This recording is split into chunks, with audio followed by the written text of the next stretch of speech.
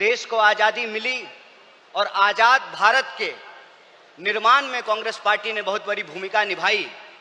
पहले हमारी जिम्मेवारी देश को चलाने की थी, आज हमारी जिम्मेवारी देश को बचाने की है। यह भूमिका हमको अपने आप में समझनी पड़ेगी।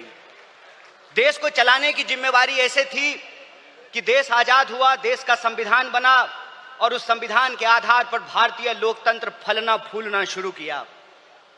कुछ दशकों के बाद कुछ ऐसी शक्तियां आज सत्ता पर काबिज हुई है जिन्होंने आजादी के आंदोलन में हिस्सा नहीं लिया।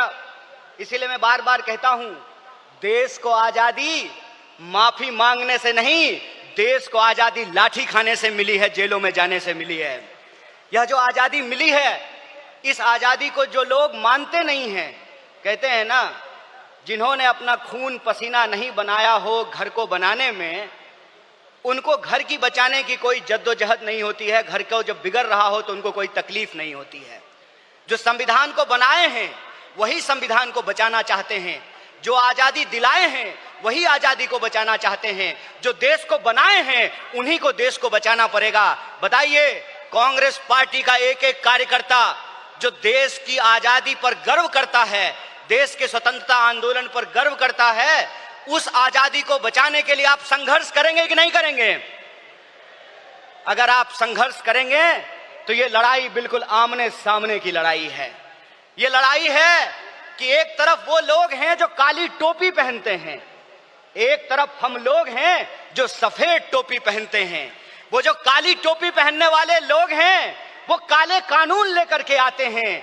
हम सफेद टोपी पहनने वाले लोग जो हैं वो गरीबी का अंधियारा मिटा करके, बेकारी का अंधियारा मिटा करके हम रोजगार का अवसर लाना चाहते हैं। हम अन्याय को समाप्त करके सामाजिक, आर्थिक और राजनीतिक न्याय लेकर के आना चाहते हैं। इसीलिए आज जब मैं आपके बीच में बोल रहा हूं तो सबसे पहले जो ड्राफ्ट है रेजोल्यूशन की, मैं उसके समर्थन में बोल रहा हूं। और यह जो न्याय पथ है जिसको लेकर के हमारा संकल्प है कि इस न्याय पथ पर हम चलेंगे, और न्याय पथ पर चलने का मतलब यह है कि देश में कहीं भी अन्याय होगा, चाहे वो अन्याय दलितों के खिलाफ हो, चाहे वो अन्याय गरीबों के खिलाफ हो, चाहे वो अन्याय पिछड़ों के खिलाफ हो, चाहे वो अन्याय आदिवासियों के खिलाफ हो, महिलाओं के खिलाफ हो, किसानों के खिलाफ हो, मजदूरों के खिलाफ हो, किसी भी भारतीय के खिलाफ अगर कोई अन्याय होगा तो उस काली टोपी वाले अन्याय के खिलाफ हम सफेद टी शर्ट पहन करके राहुल गांधी जी के बताए रास्ते पर चलेंगे। हम न्याय का योद्धा बनेंगे और न्याय का जो हमारी पहचान है, न्याय का जो हमारा ये सिंबल है, उसी से हम इस देश को बचा सकते हैं।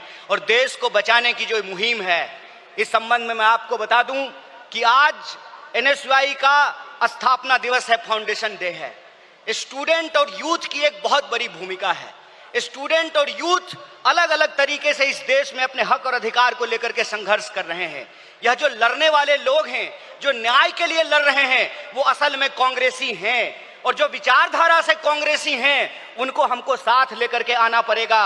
और मैं कांग्रेस के एक एक कार्यकर्ता को धन्यवाद देना चाहता हूं कि आप इस दौर में कांग्रेसी हैं जब लोग गद्दारी कर रहे हैं, कांग्रेस पार्टी के साथ बेवफाई कर रहे हैं, चंद दौलत के लिए, चंद सिक्कों की खनक के लिए अपनी पार्टी से गद्दारी करके उस विचारधारा से समझौता कर रहे हैं। उस वक्त आप कांग्रेस का झंडा थाम करके खड़े हैं। आप सिर्फ कांग्रेस के कार्यकर्ता नहीं हैं, इस देश को बचाने वाले आप जो है सेनानी हैं। जो स्वतंत्रता आंदोलन इस देश को मिला है, स्वतंत्रता सेनानियों ने जो स्वतंत्रता हमको दिलाई है, उस स्वतंत्रता को बचाने वाले आप संविधान सेनानी हैं। इसीलिए मैं आप सबसे अपील करने के लिए आया हूं कि ये आमने सामने की लड़ाई है, ये विचारधारा की लड़ाई है। और इस दौर में हमको उस रास्ते पे नहीं जाना है जो आसान रास्ता है, जो लालच का रास्ता है, जो कुर्सी का रास्ता है। मैं कहता हूं कि इतिहास ने हमको मौका दिया है, कांग्रेस पार्टी ने हमको मौका दिया है, तो हम एमपी एमएलए बनने की कोशिश जरूर करें। लेकिन हम जिस दौर में रह रहे हैं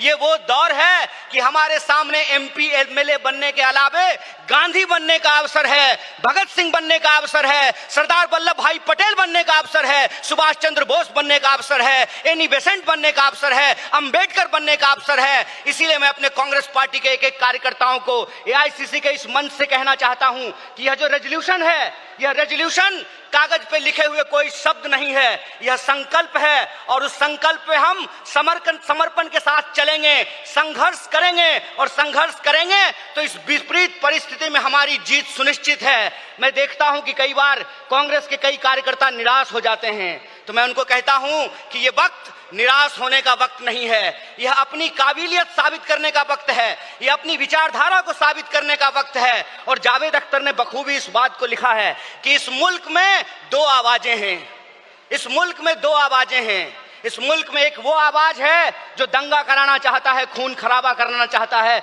नफरत फैलाना चाहता है, और एक वो आवाज है जो मोहब्बत और न्याय की आवाज को बुलंद करना चाहता है। इसीलिए हम कहते हैं कि मुझे पामाल रस्तों का सफर अच्छा नहीं लगता, जिस दर जाते हैं लोग उधर जाना अच्छा नहीं लगता।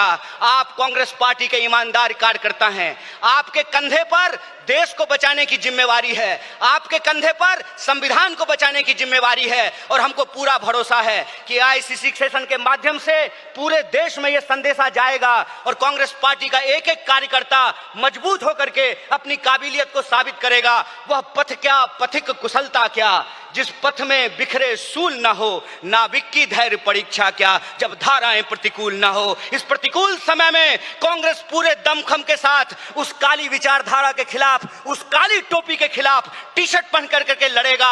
और यह टी शर्ट का जो सिंबल है वो न्याय का सिंबल है। उस अन्याय के खिलाफ हमको इस न्याय की आवाज को बुलंद करना है। मुझे पूरा भरोसा है कि आईसीसी सेशन से निकल करके हम अपने जिलों में जाएंगे, अपने बूथों पर जाएंगे और समाज में, देश में जहां कहीं भी अन्याय होगा, हम कांग्रेस पार्टी बन करके, कांग्रेस का कार्यकर्ता बन करके, गांधी का सिपाही बन करके गोडसेवादी विचारधारा को परास्त करने का काम करेंगे। बहुत बहुत शुक्रिया, बहुत बहुत धन्यवाद। इनकलाब जिंदाबाद, जय हिंद, जय कांग्रेस। एक बार जोर से आवाज बुलंद कीजिए। यह आवाज साबरमती आश्रम से दिल्ली के तख्त तक पहुंचनी चाहिए। जय हिंद, जय हिंद, जय कांग्रेस।